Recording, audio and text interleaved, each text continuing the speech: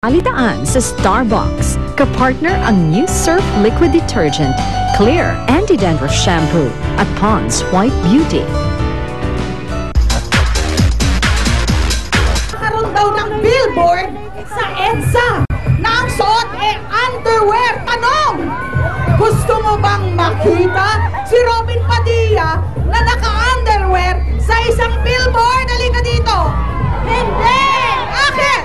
Kasi masagwa yan tingnan sa kabataan ngayon. Masagwa makita ng kabataan ngayon. Ikaw naman dyan, Papa Jack!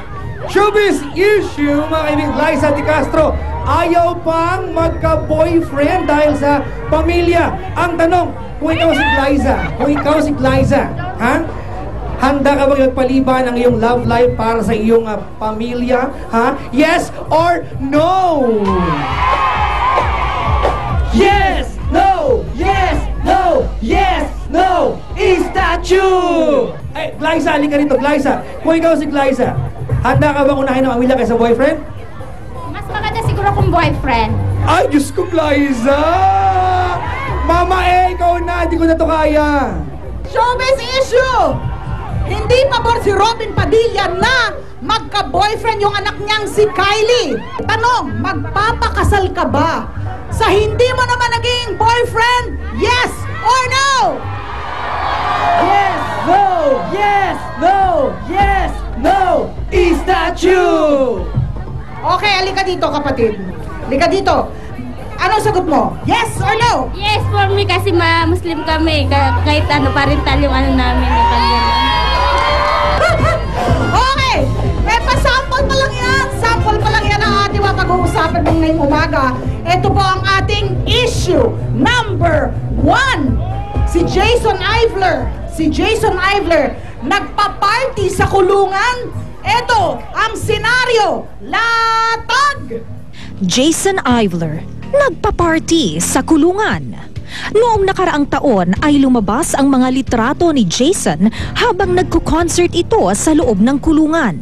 Ngayon naman ay kumakalat sa internet, lalo na sa social networking site na Facebook, ang mga pictures at videos ng di umano'y party ni Jason Ivler sa loob ng mismong kulungan nito sa Quezon City. Ayon sa balita, mga malalapit na kaibigan ni Jason kasama ang ilang mga babaeng bisita ang kainuman nito. Makikita ring kasama ang kanyang inang si Marlene Aguilar na itinuturong umasikaso ng VIP treatment para kay Jason upang makapagpa-party sa loob ng kulungan. Marlene Aguilar, konsentidora nga ba?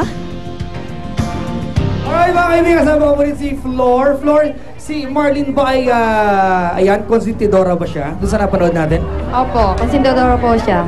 Bakit? Kasi po kinukonsinti niya yung mga ginagawang kamalian ng anak niya. Bakit?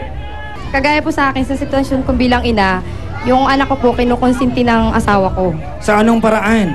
Halimbawa po, pag nangungupit, Pag nangungupit? nanguha po ng pera na hindi kanya, ilang beses na po napagsasabihan, hindi pa rin po napapagalitan ng asawa ko or nasusuweto ng maigi. Kaninong pera yung kinukupit sa'yo?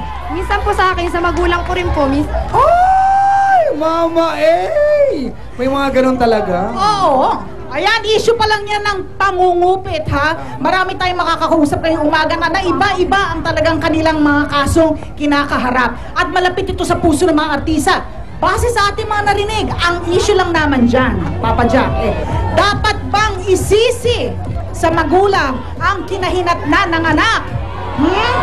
Dapat ba? Dapat ba? Ang tanong sa taong bayan, dapat nga bang isisi sa magulang ang kinahinatnan ng anak? Huwag po kayong bibitiw dahil marami pa kami ihahati sa inyo dito sa Starbucks! Dito! Kasali ka!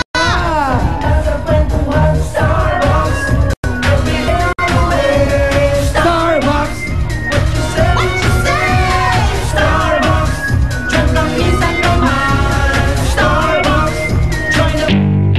Dandruff. Kahit anong gawin niya, go, okay, basta okay. Itatago mo ba siya? Hindi.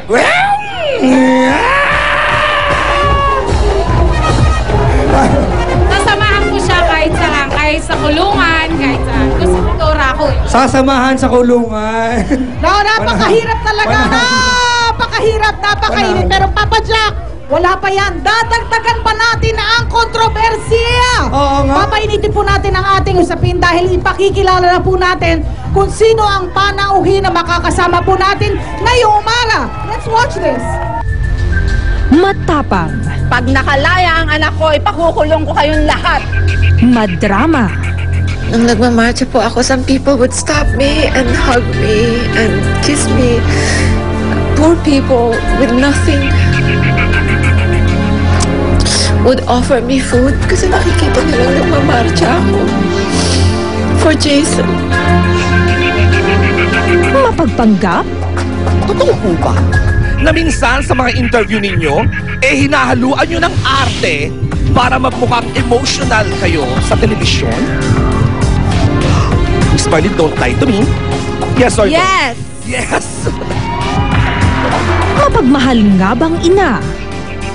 Marlene Aguilar. Arlene, good morning. Ito ngayon, kasama ka namin para naman marinig ang boses mo dito sa mga kinakaharap mo ngayon, hindi ba? Ikaw ba siguro itatanong ko na, ikaw nga ba ang nag-ayos nung party ni Jason sa loob ng kulungan? Ano? Oo. No, hindi siya ang nag-ayos ng party ni Jason sa loob ng kulungan. Ang isang mapagmahal na ina, tulad mo, I'm sure, konsentidora nga ba? I don't believe konsentidora yung tamang word to describe me. It should be understanding.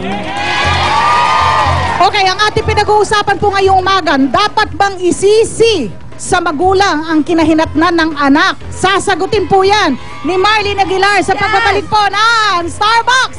Dito, kasali ka!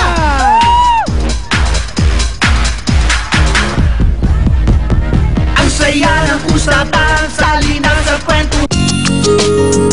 New Pond's White Beauty Pinkish White No Mess Sachet contains lycopene and provitamin B3 to nourish skin from within for pinkish white glow. Pond's Pinkish White and Spotless White No Mess Sachet for just 20 pesos. Star na star ang dating ng tsikahan at balitaan. Welcome back! Nandito pa rin kami sa overpass ng Barangay Commonwealth. Ayan, Mami, sabi po kasi ni Miss Marlene Aguilar, hindi raw po siya konsentidora, kundi understanding lang daw siya sa mga anak niya. Ano po masasabi niyo? Kayo? Hindi ako naniniwala. Bakit ho? Dahil kinukonsente niya yung anak niya. Talaga? Bakit po? Kayo po ba? Kinukonsente yung anak ko dahil binalaki ko sila na maayos. Wow naman. Ay, bakit po? Ibig sabihin mo ba ng pag kinukonsente mo yung anak mo, ibig sabihin hindi naman tama yung pagpapalaki? Siyempre naman. Kasi mas maganda yung malaki yung pagpapalaki ng anak yon ng mabuti. Para pag nag-asawa sila, maganda yung nila, yung kahit na ng maayos. Ayaw po, Mami, thank you po. Mami, thank you. Salamat po. Ayan, Mama Ali, Papa Jack, kamusta po kayo dyan? Ito pa rin ang ating tanong sa taong bayan. Dapat bang isisi sa magulang ang kinahinatnan ng anak? Kasama ko na at makakausap Marlene Aguilar. Marlene, kanina sabi mo hindi ka konsentidora. Ikaw ay understanding. Tanong ko, where do you draw the line? Between being konsentidora ka na ng anak mo o understanding ka sa mga kinikilos at sinasabi ng anak mo? Ang mga anak ko po, hindi yan nagpabili ng kung ano-anong expensive na bagay. For example, at the age of 11, sabi ng anak ko, Mom, I need a cell phone, a computer, and a television in my own room. Sabi ko, Colby, wait for birthday, Christmas, and another birthday. Tapos sabi niya sa akin, what makes you think I'm asking you for money? I'm willing to work for it. So, that's my relationship with my children. Yan ang anecdote mo to illustrate na ikaw ay understanding. Si Jason po, nagkolehiyo sa Hawaii yan. Working student po yan. Ako lang po tagabayad ng tuition fee. So, siguro naman, dun sa attitude niyang ganon, you will see na hindi po konsentidora ang tawag sa magulang na katulad ko. Understanding. Okay, kung lagi mong iniintindi, kung lagi kang understanding sa anak mo, Marlene, ito ang tanong, paano mo ba ituturo sa kanila ang tama sa mali? Hindi po ako normal na tao eh. Yung tingin ko sa tama at mali, hindi po Pangkaraniwan. Hindi pangkaraniwang tao yung utak ko. Because I allow my children to make mistakes. Again, I allow my children to make mistakes. Why? The fastest way to learn is to make mistakes. Kung hindi nyo hahayaang magkamali ang mga anak ninyo, paano matututo yan? But, nevertheless, tama o mali ang anak ko, my love for my children will never change. I love Jason forever. I love Colby. I love my children forever times eternity. Nothing will change that. Kahit na anong gawin ng anak ko yan. Mahal ko yan. Hindi magbabago yun. Okay. Yung may mensahe ka ba? Dahil alam mo naman ikaw, yung mga tao, hinusgahan ka na. Pag napapanood ka, si Marlene Aguilar talaga. Anong mensahe mo dun sa mga taong yun? Lahat na po ng pangalan itinawag na sa akin ng bayan. Aware ka naman eh, no? Yes. And karapatan po ng taong bayan na mahalin ako or kasuklaman ako. Karapatan po ninyo yon. But look at me. Nothing defeats me. You will not break my spirit because I know the truth. I will stand fighting for Jason Ivler until my last dying breath. Marlene, are you ready? Kasama natin ang taong bayan ng Barangay Commonwealth. Are you ready para sa reaksyon nila? Yes, I welcome Papa Jack. Pinapakinggan namin si Miss Marlene at very raw yung kanyang emosyon, ano? Ramdam namin yung pagmamahal sa kanyang anak. Pero ang tanong dito, dapat pa bang magkamali muna yung anak mo at konsintin para malaman mo na may bigay mo yung tamang patnubay sa kanya para malaman niya at ma-discover niyo yung hanggang saan mo siya pwedeng ipagtanggol? Sa akin, hindi. Bakit? Kasi kung kaya nating umiwas sa isang bagay na alam nating mali, ay wag nating gawin, di ba? Kasi lahat naman tao talaga nagkakamali, di ba? At sa huli ang pagsisisi. Ngayon pa lang, nasa baba pa lang tayo, dapat pag-aralan natin ang sarili natin paano ituwid ang isang bagay. Halimbawa, ikaw si Miss Marlene at di ba? Ang tanong kasi dito, kukonsintihin mo ba sa ganung pagkakamali kung ikaw anak mo sa Jason? Kukonsintihin mo ba? No! Kasi alam kong ikapapahamak niya yon. At ako ang masasaktan dahil ako nagpalaki sa kanya. Kung ina niya, minahal ko siya, pinalaki ko siya, inaruga ko siya, ibinigay ko ang lahat sa kanya. Bakit ko siya kukonsintihin, ano? Ba't kumikembot ka? Marlene, you want to say anything? Ikaw ba may bahid ng pagsisisi and anything? May pinagsisisihan ka ba? Nothing. I regret nothing. At yung sinasabi niya, ano bang kinonsinti ko ang pinagsasabi niya? Ano bang alam mo sa buhay ko? Ay, ano daw ba alam mo? Hindi, alam mo, kasi ang isang ina na nagmamahal, talaga nangungusintihan pag over ng pagmamahal mo sa kanya. Ginagawa mong lahat, kahit alam mong mali siya, sige, andun ka pa rin, agree ka pa rin sa lahat ng ginagawa niya, di ba? Pero dapat tayong mga magulang, alam natin kung hanggang saan natin sila papatnubayan, mamahalin at kukonsintihin. Ano ba dapat yung ginawa ni Miss Marlene? Sige po. Marlene.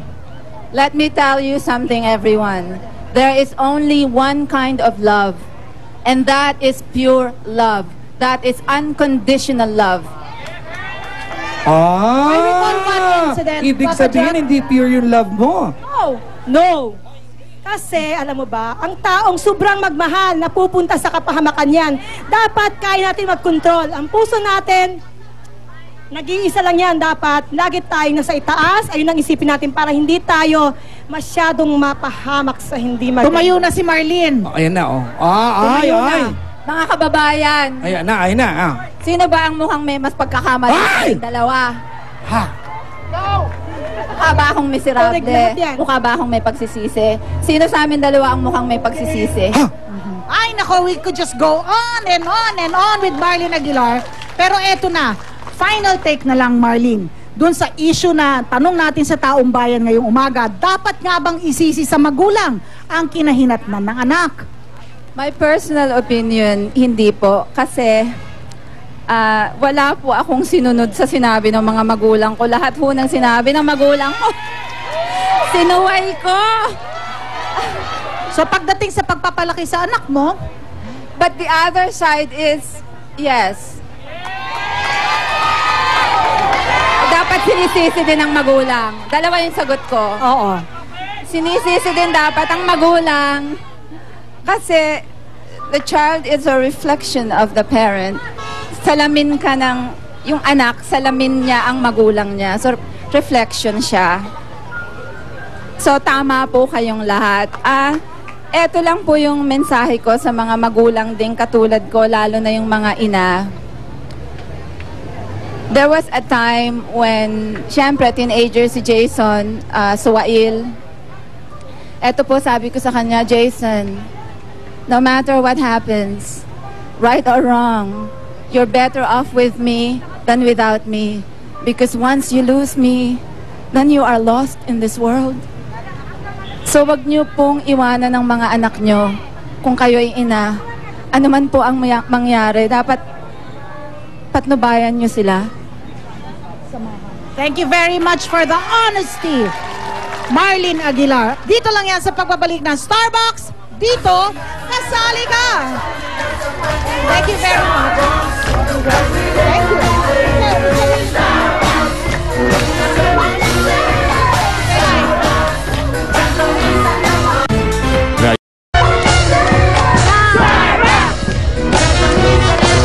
Alright mga kaibigan, nagbabalik po ang inyong all-in-one daily kachikahan. At ang tanong ng bayan kanina pa, dapat bang isisi sa magulang kinahinat na ng anak? At eto, sagot ni Mama Zenny, bakit? Bakit hindi? Ay, bakit yes? Kasi po, dapat ang magulang dapat ang magpapalaki sa mga ng maayos sa kanilang mga anak. Pagkatapos naman, kailangan maringgan naman natin ng isang professional. Meron tayong kasamang psychologist. Si Miss A na napapanood natin sa crash report ng GMA News, di ba? Miss A, ito, I'm sure since the beginning of the program, kasama ka na namin, naringgan mo lahat ng opinyon at kuro-kuro. Ang tanong ko sa iyo, no, dun sa tanong sa taong bayan, dapat isisi sa magulang ang kinahinat na ng anak nila. At sinabi ni Marlene Aguilar, understanding lamang, ayaw niya ng pangungunsinte. Ano ba yung linya doon? Where do you draw the line between just being understanding at kinukonsinti mo na? Actually, yung being understanding, malawak yan eh. Ang dapat natin ituro sa ating mga anak is boundaries. Hindi ho ba? Ngayon, pag hindi natin naituro yung boundaries habang bata pa sila, mahirap na nila matututunan yan pag malaki na sila. Gaya ng isang bata, for example, maliit pa dapat tuturuan na natin na huwag gumalaw ng gamit ng iba. Mahirap naman natin turuan pag malaki na sila, tsaka sabihin natin, ay, huwag kang gumalaw ng gamit ng iba. Iba na yun, hindi na nila alam. So, paano din yun? Yung pagtimpla na tinuturo mo sa kanila yung boundaries, but at the same time, you allow them to make mistakes. Sabi nga kanina ni Marlene Aguilar, no? Kailangan magkamali din sila para matuto sila. Oo nga naman, lahat naman tayo ay tao, okay? So, ang bata dapat maliit pa sila, tinuturuan na natin anong tama at mali. Para kung lumaki sila, hindi na sila maguguluhan kung ano tama at mali. And of course, pag tinuturuan natin sila ng mga boundaries, dapat i-include din natin sila. Para it will become a family rule instead na rules lang ng magulang. Paano pag nagkamali ang bata? Kung ang anak natin, natural yan. We all learn from our mistakes. I agree with that. But ang magulang, kaya nga tayo mas nakakatanda, kaya nga tayong tinatawag nilang mature, dapat nandyan ang patnubay natin sa kanila. We have to always be there to guide our children, not to nag them. Hindi tayo policeman. Tayo'y mga magulang nila. We should guide them. Alam mo, kung meron tayong proper set of boundaries, it's just like meron tayong mapa sa anak natin eh. Alam na nila saan sila pupunta eh. Now, if we don't have a clear set of rules or boundaries, maguguluhan ng mga bata. Miss A, yung mga insights mo, syempre, marami na naman kaming matututunan at makakasama ka namin more often dito sa Starbucks, no?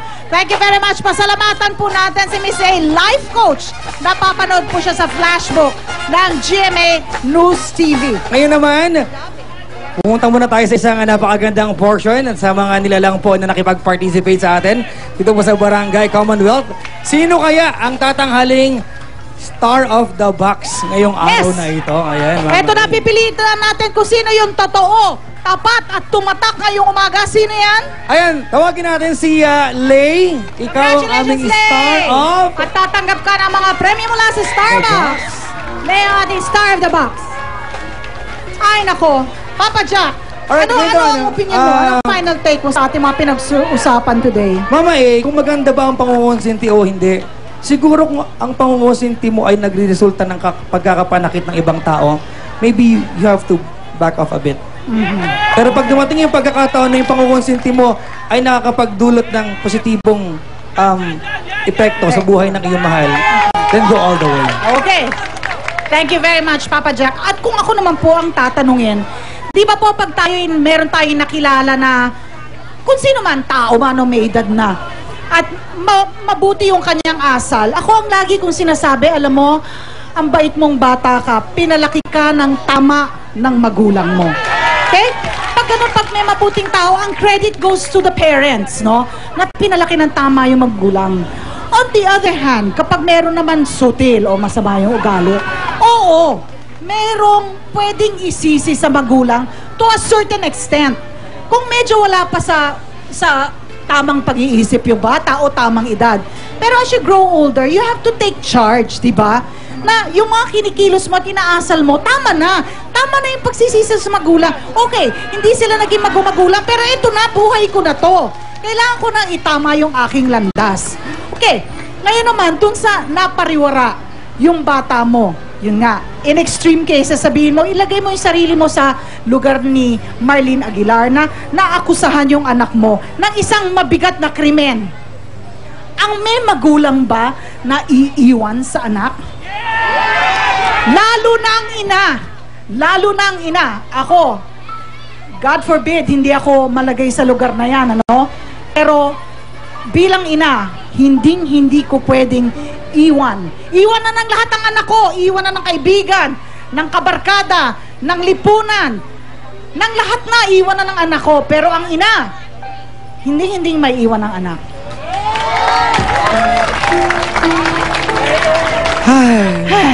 Oh, we would like to thank na tayo. Ay, nag-enjoy ba kayo? Oo. Pinasaya ba namin kayo? Okay. Grabe!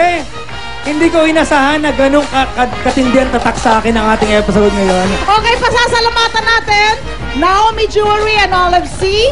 Ayan. At pasasalamatan ko naman ang Calliope at saka Terra Nova. Thank you very much.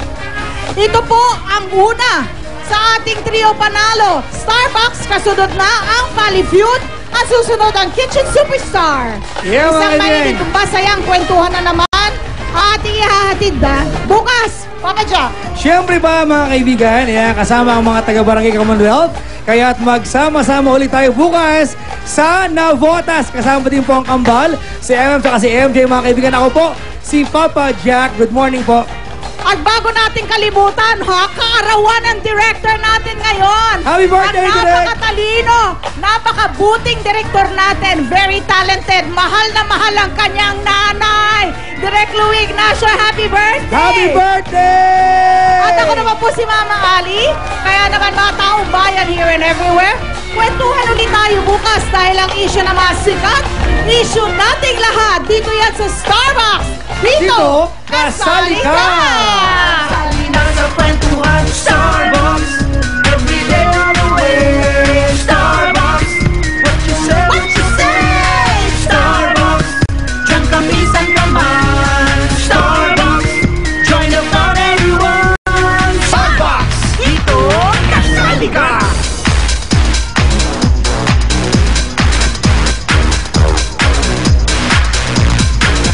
Na-enjoy mo ang mobile chikahan at balitaan sa Starbucks. Hatid ng New Surf